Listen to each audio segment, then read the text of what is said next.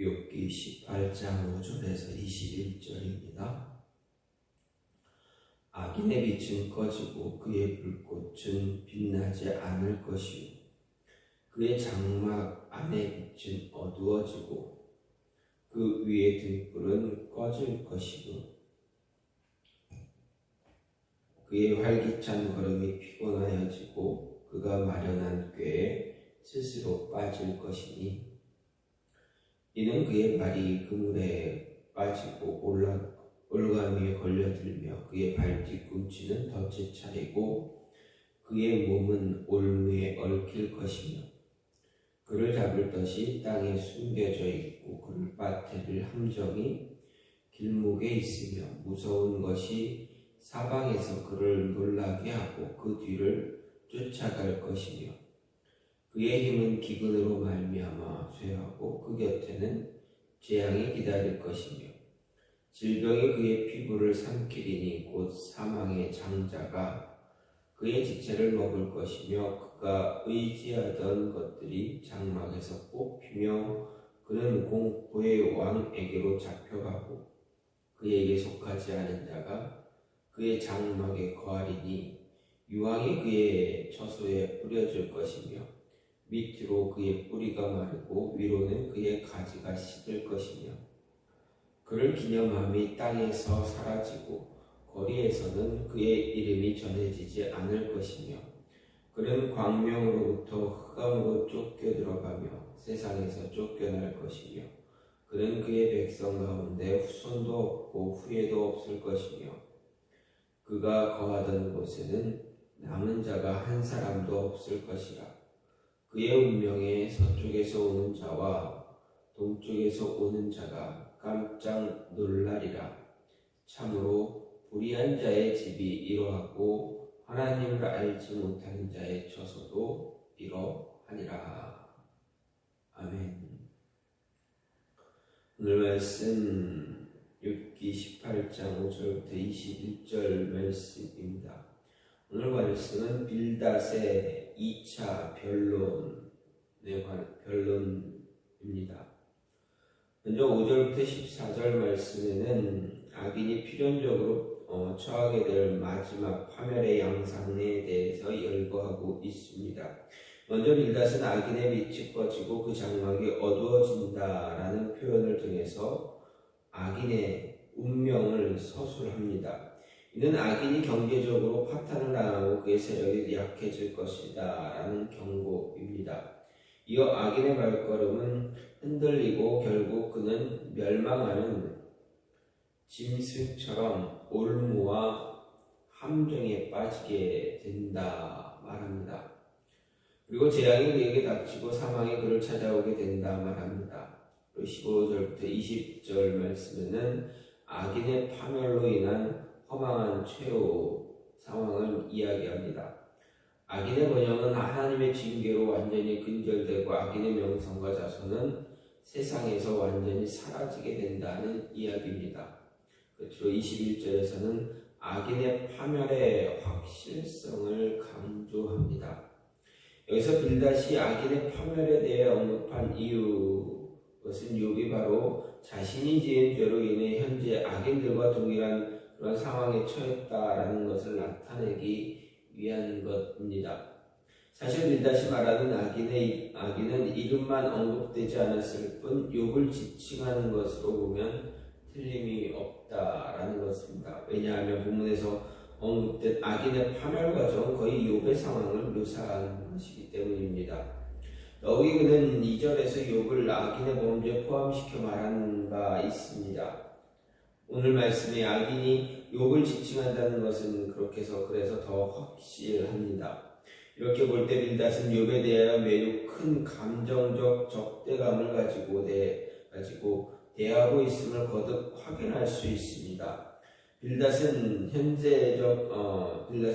인과응보와 같은 그런 세상의 근거에서 고난을 당하는 욥을 악인으로 규정하는 일에 조금도 망설이지 않았습니다. 하지만 악인이 파멸의 길로 가는 것은 사실이지만 궁극적이고 종말론적인 것이고 현재에서는 고난의 상황이 것을 당하는 자를 악인이다라고 규정할 만한 근거가 되지 못한다는 점에서 빌닷의 주장은 지극히 모순이 있다 할 수 있습니다. 그럼에도 자신의 주장만 내세우며 욥을 정말 아주 못된 죄인으로 매도하고 그가 지금까지 당한 모든 일이 죄의 결과라는 주장은 옳지 못한 것뿐만 아니라 어떻게 보면 좀 잔인한 그러한 모습으로 욥에게 깊은 상처를 주고 있다 할 수가 있습니다. 어쨌든 빌닷의 이러한 변론하는 내용을 통해서 생각할 수 있는 것은 우리는 악인에게 비참한 결말이 예비되어 있다라는 것을 늘 기억하고 악한 그러한 모습에서 멀어져야 합니다. 오늘 말씀은 인과응보의 그런 내용에 입각해서 악인의 비참한 결과에 대해서 이야기하고 있습니다. 빌닷은 여기서 악인의 최후가 얼마나 비참한 것인가 다양한 각도에서 설명합니다. 악인의 종말이 이러하다면 과연 두려운 것입니다. 악인들이 자신들의 최후가 이러할 것이다 알고 계속 악을 행한다면 정말 그 안에, 그의 본성 안에는 악을 행할 수밖에 없도록 이렇게 고정되어서 움직여져야 하는 그러한 사람으로밖에 그로밖에 말할 수가 없습니다. 그런데 현실적으로 보면 빌닷의 말과 같이 악인들의 최후는 항상 비참하게 마감되는 것이 아닙니다. 욥도 말한 바 있는 것처럼 현실에서는 악인들 가운데서도 형통한 삶을 살다가 평안한 가운데 죽음을 맞이하는 자들이 더 많습니다. 즉 빌닷이 주장하는 인과응보는 현실에서 그대로 적용되지 않는다라는 것입니다. 하지만 우리가 여기서 간과하지 말아야 할 중요한 사실은 인과응보가 현실적으로 완전하게 적용되지 않는다 할지라도 하나님께서는 많은 경우 세상에서도 사람의 행위에 따라 갚으신다라는 것입니다. 수단과 방법을 가리지 않고 자신의 이기적인 목적을 이루려는 악인들 보게 되면 그들은 처음에는 잘 나가는 경우가 많습니다. 하지만 끝은 대부분 비참하게 됩니다. 많은 사람을 죽이고 권력을 잡은 자의 종말은 어떻습니까? 마지막은 되게 비참해집니다. 다른 사람을 착취해서 부를 얻는 사람 역시도 한순간에 망할 때도 종종 보게 됩니다. 그 외에도 우리는 죄를 범한 사람들이 세상의 법에 따라 단죄되는 것을 보기도 합니다. 이 모든 것은 공의로우신 하나님께서 그들의 악행에 대해서 보응하고 있다라는 그런 결과입니다. 그렇습니다. 인과응보는 종말의 때 완전하게 실현될 원리이기도 하지만 하나님은 악인들의 악한 그 모습에 대해서 현실에서도 갚으시기도 한다라는 것입니다. 어떤 악인은 정말 운 좋게 세상에서 하나님의 심판을 피하기도 하지만 많은 악한 사람들이 세상에서도 하나님의 심판을 받기도 합니다. 중요한 사실은 악인들은 비록 세상에서 하나님의 심판을 피하고 평안하게 죽는다 할지라도 그것으로 모든 것이 끝나는 것이 아니다라는 것입니다. 그들의 죽음 이후에 하나님의 최종 심판이 기다리고 있다는 말씀입니다. 그들은 세상의 마지막 때의 의인들과 같이 부활해서 하나님의 심판대 앞에 서게 됩니다. 그리고 각자 자기들의 악한 행동을 통해서 하나님 앞에 고하게 됩니다. 그것은 자기들의 죄를 하나님 앞에서는 감출 수 없기 때문입니다. 그래서 자기의 악한 행동에 따라 하나님의 심판받고 영원한 지옥 형벌을 받게 됩니다. 따라서 우리는 악인이 세상에서 반드시 비참한 결말을 맞는 것은 아니지만 그와 같이 될 수도 있다라는 것 기억해야 합니다. 그리고 그들이 세상에서 비록 하나님의 심판에 처해지지 않는다 할지라도 궁극적으로 마지막에는 하나님의 마지막 심판, 백보자 심판 앞에서는 그에 대한 합당한 처벌을 받는다라는 것 기억하셔야 합니다. 그래서 악인들의 일시적인 번영과 형통 부러워하지 말고 그들의 말에 유혹되지 말고 악인의 그들의 길을 쫓아가지 말아야 한다라는 것을 오늘 말씀 통해서 또한 알 수가 있습니다. 또한 우리는 성도는 뒤에 오는 자들에게 귀감을 줄 수 있는 그러한 사람이 되어줘야 합니다. 즉 우리보다 늦게 믿는 늦게 하나님을 바라보는 영접한 자들 그리고 우리의 자녀들 그들에게 먼저 믿은 자로서 먼저 하나님을 영접한 자로서의 모습 바른 모습을 들려줄 수 있는 보여줄 수 있는 그런 사람이 되어줘야 합니다. 20절 말씀을 보면 빌닷은 그의 날을 인하여 뒤에 오는 자가 앞선 자의 두려워하던 것 같이 놀라리라 이렇게 말합니다. 여기서 그의 날이라는 것은 악인이 심판을 받아 멸망케 되는 그 날을 말합니다. 그리고 뒤에 오는 자라는 악인의 심판을 들은 그 시대의 사람들이나 후손들을 말합니다. 따라서 본절 오늘 말씀의 빌닷의 말은 악인에게 임한 심판이 후대 사람들에게 후손에게 큰 두려움과 경고로 교훈을 줄 것이다 라는 그러한 이야기입니다. 즉 빌닷이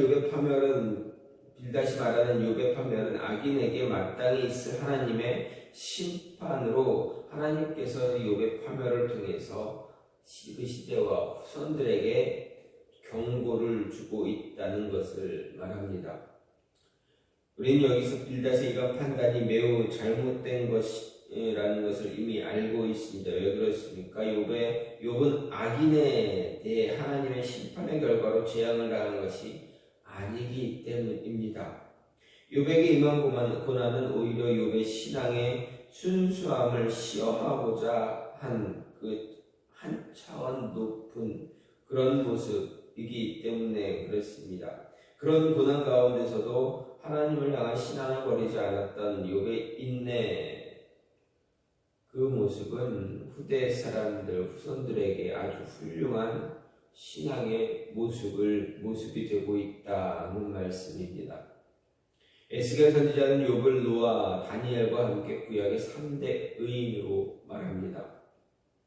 이에 반해 욥을 정죄하게 급급했던 빌닷은 어떻습니까? 그를 성도들이 가져서는 안 될 부정적인 모습을 지닌 사람으로 기억합니다. 그는 비록 악인은 아니었지만 후대 사람들에게 귀감되지 못하였다라는 말씀입니다. 사람은 누구나 자기가 원하는 건 원하지 않건 그의 삶을 통해 후대 사람들에게 교훈을 주기도 합니다. 어떤 사람은 후대 사람들에게 타산지석으로 삼아 경계해야 할 삶의 모습으로 사람들에게 교훈을 줍니다. 대표적인 사람도 바로 하나님과 모세를 대적했다 멸망했던 고라와 그의 일당입니다. 하지만 이들과는 달리 삶의 귀한 모범으로 후대 사람들에 마땅히 본받아야 할 귀감이 된 사람도 있습니다. 바로 욥이나 아브라함, 다윗 등 우리가 기억하는 신앙의 믿음의 사람들, 선배들이 대표적인 예입니다. 그렇습니다. 우리는 지금 후대 사람들에게 어떤 영향을 주고 있는가 하는 것입니다. 우리의 신앙의 삶에서, 우리의 믿음의 삶에서, 우리의 삶 속에서 과연 우리의 모습은 우리 자녀들에게 어떠한 모습으로 비춰지고 있는가 하는 것입니다.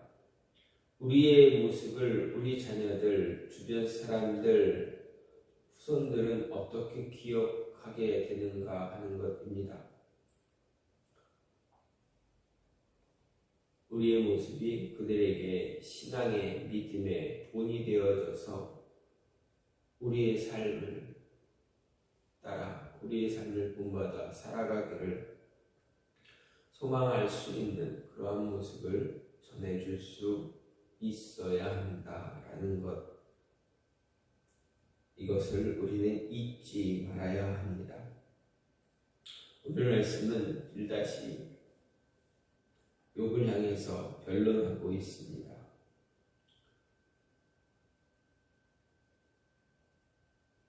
그의 변론은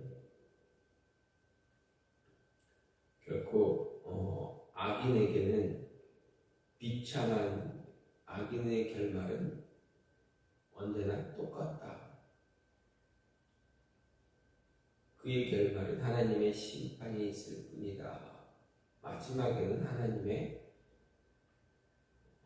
심판이 있다라는 것, 그것을 기억해야 한다. 비참한 결말이 예비되어 있으니 악한 모습에서 멀어져야 한다라는 것입니다.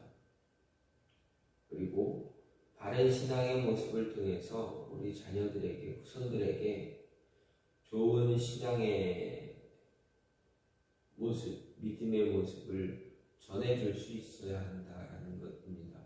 저와 여러분의 모습에서 삶에서 하루하루 지나오는 그런 모습 속에서 우리 자녀들에게, 우리 아이들에게 믿음의 사람의 모습이, 하나님을 믿고 살아가는 사람들의 모습이 어떠해야 하는가를 보여줄 수 있기를 간절히 소망합니다.